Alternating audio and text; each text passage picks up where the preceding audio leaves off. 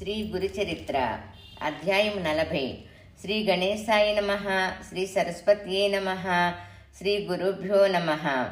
సిద్ధయోగి శ్రీ గురులీలలు ఇంకా ఇలా వివరించారు. గంధర్వపురానికి ఒకనాడు నరహరి శర్మయ్య అనే కుష్ఠిరోగి వచ్చాడు. అతనిది యజుశాఖ గార్గా గోత్రము. అతడు స్వామికి నమస్కరించి చేతులు కట్టుకుని ఇలా మనవి చేసుకున్నాడు. స్వామి, మీరు సాక్షాత్తు పరంజ్యోతి స్వరూపులని భక్తులపై వాత్సల్యంతో ఇలా భూమి మీద అవతరించారని విని మిమ్మల్ని ఆశ్రయించడానికి వచ్చాను. నా జన్మ ఈ కాలి క్రింద మట్టి వలె వ్యర్థమైపోయింది. నాకు ఈ కుష్ఠవ్యాధి రావడం వలన ఎవరూ నా ముఖం కూడా చూడకుండా నన్ను తిట్టుకుంటున్నారు. నేను వేదం అభ్యసించినప్పటికీ ఈ వ్యాధి వలన ఎవరూ నన్ను భోజనానికి కూడా పిలవడం లేదు. అందరికీ జుగుప్సా గొలుపుతూ ఇలా బ్రతకడం కంటే చచ్చిపోవటమే మేలనిపిస్తోంది. ఎన్నో జన్మలలో చేసిన పాపాలన్నీ పేరుకొని నన్ను ఇప్పుడిలా కట్టి కొడుపుతున్నాయి. ఈ బాధ భరించలేకున్నాను. ఈ తెల్ల కుష్ఠరోగం తొలగించుకోవడానికి ఎన్నో వ్రతాలు ఆచరించాను, ఎన్ని తీర్థాలో సేవించాను, దేవతలెందరికో మొక్కాను. కానీ దేనివలన ఈ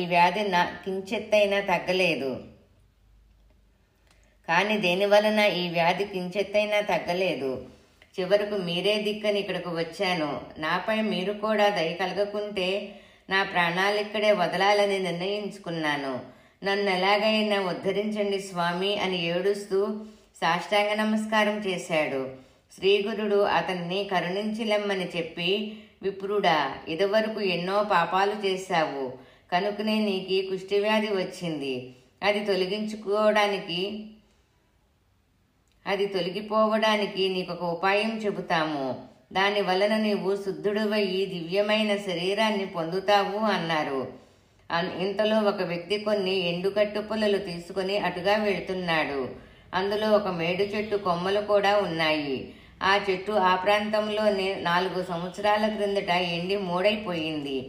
ఆ యతీశ్వరుడు వాటిలోని ఒక మేడికర్రను చూపి నరహరితో, నాయనా, నీకు మేడికట్టె ఇప్పిస్తాము.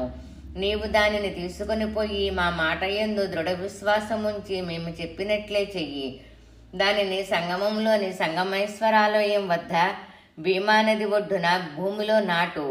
నిత్యము స్నానం చేసి ఈ రావి చెట్టుకు ప్రదక్షిణం చేసి 2 చేతులలో 2 కుండల నిండుగా నీరు తెచ్చి 3 పూటలా ఆ ఎండుకట్టుకు పోస్తుండు.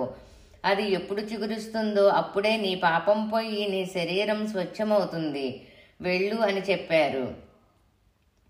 నరహరి ఆయన మాటపై సంపూర్ణమైన విశ్వాసం ఉంచి ఆ కట్టెను భక్తితో నెత్తిపై మోసుకొని పోయి ఆయన చెప్పినట్లే చేయసాగాడు. అతడు నిత్యము దీక్షగా దానికి నీరు పోయడం చూచిన వారంతా నవ్వి, ఓరి వెర్రి బ్రాహ్మణుడా, నీకేమైనా మతిపోయిందా? నువ్వు ఎన్ని రోజులు ఇలా నీళ్లు పోస్తే మాత్రం ఆ ఎండుకట్టె మళ్ళీ చిగురిస్తుందా? నిజంగా నీ మీద శ్రీగురుడికి దయ కలిగితే ఇదంతా ఎందుకు? అనుకున్నది వెంటనే జరిగిపోదా? నీకు ఈ జన్మలో ఈ రోగం కుదిరే యోగ్యత లేదని సూచించడానికే శ్రీగురుడు నీకిలా చెప్పారు. అటువంటప్పుడు ఈ జబ్బుకు తోడు ఇంత ప్రయాస ఎందుకు అని నిరుత్సాహపరుస్తుండేవారు. ఇలా 1 వారం రోజులు గడిచిపోయాయి. అతడు మాత్రం తన విశ్వాసం కొంచెం కూడా విడవక, ఈ భూమి మీద మహాత్ములు పలికిన మాటలు ఎంత అమోఘమైనవి, వారు సత్య సంకల్పులు కదా, గురుదేవుల వాక్కు అసత్యం ఎలా అవుతుంది?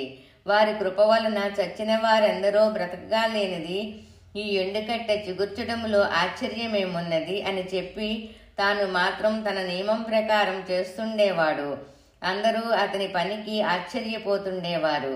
వారిలో కొందరు వెళ్లి శ్రీగురునితో, స్వామి, మీరు ఆ రోజున ఆ కుష్ఠరోగికి ఎందుకు అలా చెప్పారో కానీ ఆ వెర్రి బ్రాహ్మణుడు ఆ మాటలు పట్టుకొని ఈ వారం రోజుల నుండి నీరైనా త్రాగకుండా ఆ కట్టెను సేవిస్తున్నాడు. ఎవరేమి చెప్పినా వినడం లేదు. అతని పిచ్చి అతనికి ఆనందమైనట్లున్నది. ఈ వృధా ప్రయాస ఎందుకు అని చెప్పిన వారందరితో అతడు, గురువు చెప్పినట్లు చేయడమే నా పని. వారు అన్నమాట నిలబెట్టుకొనడం వారి పని అని చెప్పి ఉపవాసాలు చేస్తున్నాడు. అతనికి మీరైనా చెప్పండి, లేకుంటే అతడు అలాగే చేస్తుంటాడు అని చెప్పారు. శ్రీగురుడు, ఈ భూలోకములో గురువాక్యం ఒక్కటే తరింప చేయగలదు. దానిని విశ్వసించగల వారికి కోరినవన్నీ సిద్ధిస్తాయి. దానిని విశ్వసించలేకుంటే వ్యర్థమే. ఎవరి భావం ఎలా ఉంటే వారికి ఫలితం కూడా అలానే ఉంటుంది. దానిని తెలిపే ఒక వృత్తాంతం ఉన్నది, వినో. దేవత, మంత్రము, వైద్యుడు, పుణ్యతీర్థము, గురువు, వీటి పట్ల ఎవరికి ఎలాంటి భావం ఉంటుందో వారి ప్రాప్తము కూడా అలానే ఉంటుంది. ఈ సంసార సాగరాన్ని దాటడానికి దృఢమైన భక్తితో, యుక్తితో గురువును సేవించడమే అన్నిటికంటే సులభమైన సాధనం.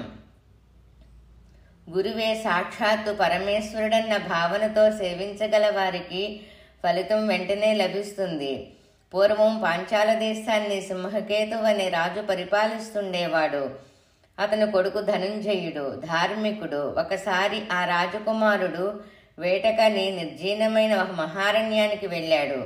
అతడు చాలాసేపు వేటాడి బాగా అలసిపోయాడు. అతనికి బాగా దాహం వేసింది. అప్పుడు ఒక బోయేవాడు ఒక కొలను వద్దకు అతనిని తీసుకుపోయాడు. ధనుంజయుడు దాహము తీర్చుకొని ఆ ప్రక్కనే ఉన్న ఒక దేవాలయానికి వెళ్ళి అక్కడ విశ్రాంతి తీసుకున్నాడు. ఆ దేవాలయంలో ఒక ప్రక్కన పడి ఉన్న ఒక శివలింగాన్ని ఆ బోయేవాడు తీసుకొని దానిని తదేకంగా చూస్తూ ఎంతోసేపు ఉండిపోయాడు. రాజకుమారుడు అది చూచి, నీకు ఈ లింగం ఎందుకు అని అడిగాడు. బోయేవాడు, అయ్యా, నాకు చాలా కాలంగా శివపూజ చేసుకోవాలనే కోరిక ఉన్నది. శివలింగం అన్నిటికంటే ప్రశస్తమైనదన్న భావంతో తీసుకున్నాను అన్నాడు. ధనుంజయుడు సంతోషించి, ఇది అన్నిటికంటే ప్రశస్తమన్న మాట నిజమే, కనుక నీవు దీనిని భక్తితో పూజించుకో అన్నాడు. అప్పుడు ఆ బోయేవాడు, అయ్యా, నేను అడవిలో పెరిగిన వాడిని. దీనిని ఎలా పూజించాలో నాకు తెలియదు. దయతో దీనిని పూజించే విధానం చెప్పండి. మీరే నా గురుదేవులు అని నమస్కరించాడు. ఆ రాజకుమారుడిలా చెప్పాడు, అయితే చెబుతాను విను. దీనిని తీసుకొని పోయి నీ ఇంట్లో ఒక చోట శుభ్రం చేసి స్థాపించు. దీని రూపములో సాక్షాత్తు శివుడే నీ ఇంట్లో ఉంటాడు. కనుక నీవు నీ భార్యతో కలిసి శ్రద్ధగా నిత్యము పూజ చెయ్యి. ప్రతిరోజు శ్మశానం నుండి చితాభస్మము, శ్మశానంలోని బూడిద తెచ్చి అది శివునికి అర్పించు. నీవు ఎప్పుడేమి తిన్నా సరే ముందుగా దీనికి అర్పించి ఆయన ప్రసాదంగా తింటూ ఉండు అని చెప్పాడు.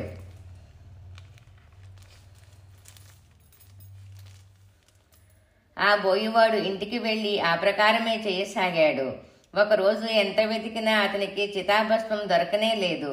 అతడెంతో బాధపడి తన భార్యతో, అయ్యో, ఈరోజు శివునికి పూజ సరిగా జరగలేదు. గురువు ఉపదేశించినట్లు పూజ చెయ్యాలి, కానీ మరో రకంగా చేస్తే ప్రయోజనం ఉండదు సరికదా. గురువు మాట జవదాడితే నరకము, దరిద్రము వస్తాయి. గురువు చెప్పినట్లు చేస్తేనే పుట్టుక లేకుండా పోతుంది. అందుకోసం నేనెంత వెతికినా బూడిద దొరకనే లేదు. ఈ ఒక్కరోజు ఆయన చెప్పినట్లు చెయ్యలేకపోతే ఇన్ని రోజులుగా చేస్తున్న పూజంతా వ్యర్థమైపోతుంది. పూజా సమయం కూడా దాటిపోతున్నది. ఇంక నేనేమి చెయ్యాలి? అది దొరకకుంటే నా ప్రాణమైనా విడుస్తాను అని దుఃఖించాడు. అతని భార్య అతనిని ఓదార్చి, దానికోసం అంత బాధపడతావేమి? మన ఇంట్లో ఎన్నో కట్టెలున్నాయి. వాటితో నన్ను దహనం చేసి ఆ బూడిద శివునికి అర్పించు. భయపడవద్దు. నీవు వ్రతభంగం చేసుకోవద్దు. శివపూజ కోసం నా శరీరమే అర్పించడం కంటే సంతోషమేమున్నది? ఇది ఏనాటికైనా చచ్చి బూడిద కావలసినదే కదా. అట్టి దానిని శివపూజకు అర్పించడం కంటే కావలసినదేమున్నది అని ధైర్యం చెప్పింది. అప్పుడతడు, నీవు పడుచుదానివి. సంసార సుఖం కూడా నీవు పూర్తిగా అనుభవించలేదు. ఒక బిడ్డనైనా కనలేదు. సూర్యచంద్రుల సాక్షిగా నిన్ను ఏలుకుంటానని బాస చేసిన నేను నిన్ను చేతులారా చంపుకుంటానా? అలా చేస్తే నాకెంతో పాపం వస్తుంది. ఆడదానిని చంపినందుకు నన్నందరూ నిందిస్తారు. అంతటి పాపం చేస్తే శివుడు కూడా నన్ను క్షమించడు. నీ తల్లిదండ్రులకు కూడా అన్యాయం చేసిన వాడునవుతాను అంటూ వలవలా ఏడ్చాడు. ఆమె, నీకెంత వెర్రి, నాపై నీకంత మోహమెందుకు? నీటి బుడగలాగా ఈనాడు ఉన్న శరీరం రేపు లేకుండా పోతుందే. పుట్టిన తర్వాత ఎవరైనా చావవలసినదేగా. నా తల్లిదండ్రులు నన్ను మీకు అప్పగించాక నేను నీ దానినే కదా. నేనేమైనా పరాయిదాన్నా? నీలో భాగాన్నే కదా. శివుని కోసం నువ్వు నన్ను దహనం చేస్తే నీ ప్రాణాన్నే అర్పించినట్లే అవుతుంది. నీ ప్రాణాన్నైన నన్ను శివునికి అర్పిస్తే అందులో తప్పేమిటి? అది నా అదృష్టమే కదా. అలా చేస్తే శివుడు మనిద్దరిని రక్షిస్తాడు అని పట్టుబట్టి చివరకు అతను ఎలాగో ఒప్పించింది. అప్పుడు ఆమె ఇంట్లోకి వెళ్ళి తలుపు వేసుకొని ఇంటికి నిప్పు పెట్టమన్నది. అతడు అలానే చేసి సర్వము భస్మమైపోయాక దానినంతా భక్తితో లింగానికి అర్పించి కృతార్థుడు నవ్వగలిగానని ఎంతో ఆనందించాడు. తర్వాత ఏకాగ్రమైన మనసుతో హృదయపూర్వకంగా శివునికి నమస్కరించి అలవాటు ప్రకారం ప్రసాదం తీసుకోవడానికి రమ్మని తన భార్యను కేకవేశాడు. శివుని అనుగ్రహం వలన ఆమె తిరిగి బ్రతికి శరీరంతో నడిచి వచ్చింది. వారిద్దరూ శివుని ప్రసాదం తిన్నాక చూస్తే వారి ఇల్లు వెనకటి వలనే చెక్కు చెదరకుండా నిలిచి ఉన్నది.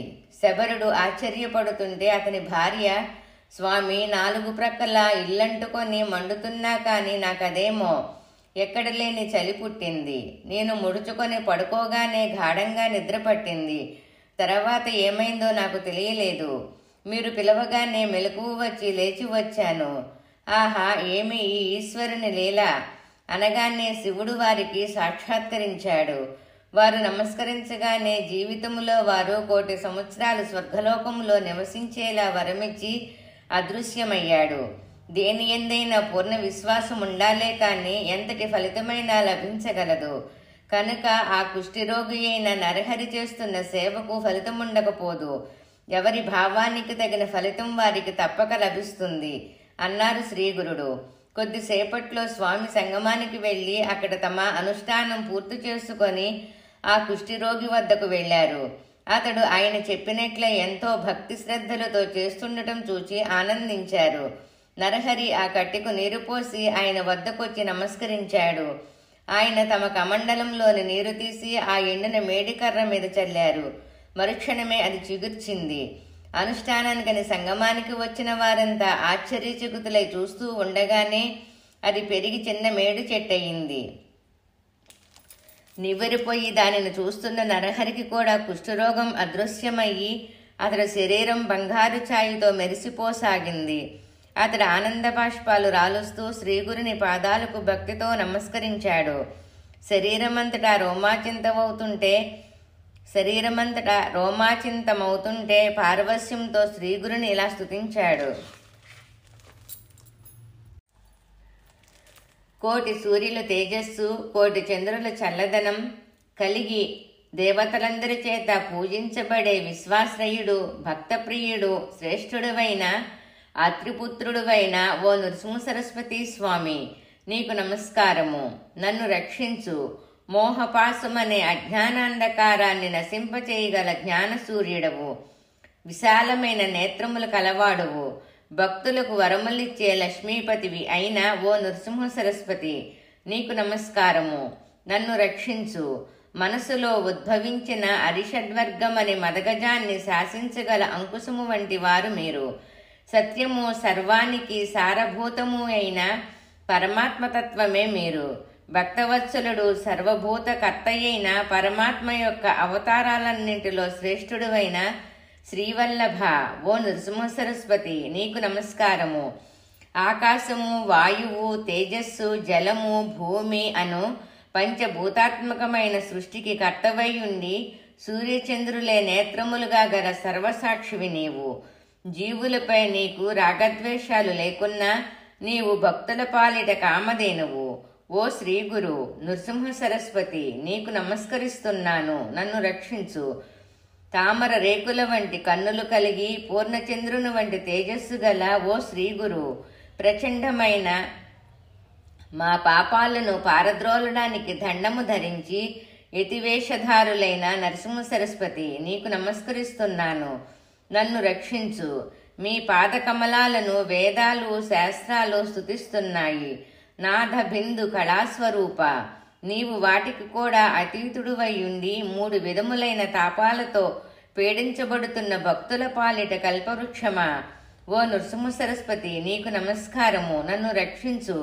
అష్టాంగ యోగ తత్వనిష్టతో ఆత్మ సంతుష్టుడువై ఉన్న జ్ఞానసాగర, కృష్ణవేణి పంచనది సంగమ తీర నివాస, కష్టాలను, దైన్యాన్ని దూరం చేసి భక్తుల దైన్యాన్ని దూరం చేసి భక్తులు కోరినవి ప్రసాదించి తృప్తినిచ్చు నరసింహ సరస్వతి, నీకు నమస్కరిస్తున్నాను, నన్ను రక్షించు. కృష్ణవేణి పంచనది సంగమ తీర నివాస, కష్టాలను దైన్యాన్ని దూరం చేసి భక్తులకు కోరినవి ప్రసాదించి తృప్తినిచ్చు నరసింహ సరస్వతి, నీకు నమస్కరిస్తున్నాను, నన్ను రక్షించు. నిత్యము ఈ నరసింహ సరస్వతీసుని అష్టకం ఎవడు చదువుతాడో వాడికి జ్ఞానానుసారము దీర్ఘాయువు, ఆరోగ్యము, సర్వసంపదలు, 4 పురుషార్థాలు లభిస్తాయి. ఈ అష్టకం ఘోరమైన సంసారం అనే సముద్రాన్ని తరించడానికి మంచి సాధనము. నరహరి శర్మ కన్నీటితో స్వామి పాదాలు అభిషేకించి వాటిని విడవక అలానే పడి ఉన్నాడు. శ్రీగురుడు అతనికి అభయమిచ్చి జ్ఞానరాశివి అవుదువుగాక అని అతనిని ఆశీర్వదించి చెయ్యి పట్టి లేవదీశారు. అక్కడ చేరిన వారందరూ ఆ గురు మహత్యం చూచి ఆశ్చర్యపోయి ఆయనకు నమస్కరించారు. అప్పుడు వారందరినీ తీసుకొని ఆయన గంధర్వపురంలోని తమ మఠానికి చేరుకున్నారు. ఆ గ్రామంలోని వారందరూ ఆ లీల గురించి విని భక్తితో శ్రీగురుని దర్శించి ఆయనకు ఆరతులిచ్చారు. నరహరి ఆనాడు వారందరికీ సమారాధన చేశాడు. తర్వాత శ్రీగురుడు అతనిని దగ్గరకు పిలిచి, నాయనా, నీ పట్ల మాకెంతో ప్రీతి కలిగింది. నీవు గోవులు, సంపదలతో ఐహిక సుఖాలన్నీ అనుభవించగలవు. నీ వంశములో జన్మించిన వారందరూ వేద శాస్త్రజ్ఞులు, శతాయుష్మంతులు అవుతారు. నీకు 3 కొడుకులు పుడతారు. వారిలో ఒకడు యోగి అయి మా సేవ చేస్తాడు. నీకు పారమార్థకమైన శ్రేయస్సు కూడా లభిస్తుంది అని ఆశీర్వదించారు. తర్వాత శ్రీగురుడు అతనికి అష్టాంగ యోగం ఉపదేశించి విద్యాసరస్వతి మంత్రాన్ని కూడా ఉపదేశించి, నీకు యోగీశ్వరుడు అని పేరు పెడుతున్నాము. నీ భార్యా బిడ్డలను తీసుకువచ్చి మా సన్నిధిలోనే ఉండు అని చెప్పారు. నామధారక శ్రీగురుని ప్రసాదం వలన నరహరి శర్మకు 3 కొడుకులు పుట్టి గురుభక్తి వలన ఎంతో వృద్ధిలోకొచ్చారు. స్వామిని నమ్మిన వారిని ఆయన ఎంతగా అనుగ్రహిస్తారో చూచాము కదా. అంతేకాదు, భక్తితో అతడు చేసిన స్తోత్రం అంటే శ్రీగురునికెంతో ప్రీతి. ఆ స్తోత్రములో వ్యాకరణ దోషాలు, ఛందోదోషాలు ఉన్నాయి. ఎవరైనా ఆ తప్పులు దిద్దపోతే శ్రీగురుడు అంగీకరించక ఆ స్తోత్రం అలానే చదవాలని చెప్పేవారు. శ్రీ దత్తాయ గురువే నమః, శ్రీ శ్రీపాద శ్రీ వల్లభాయ నమః, శ్రీ నృసింహ సరస్వత్యే నమః. 40, 41, 42 అధ్యాయాల పారాయణ ఫలితము రోగ నివారణ కొరకు, గురుభక్తి దృఢపడుట కొరకు. శ్రీ దత్తాత్రేయార్పణమస్తు.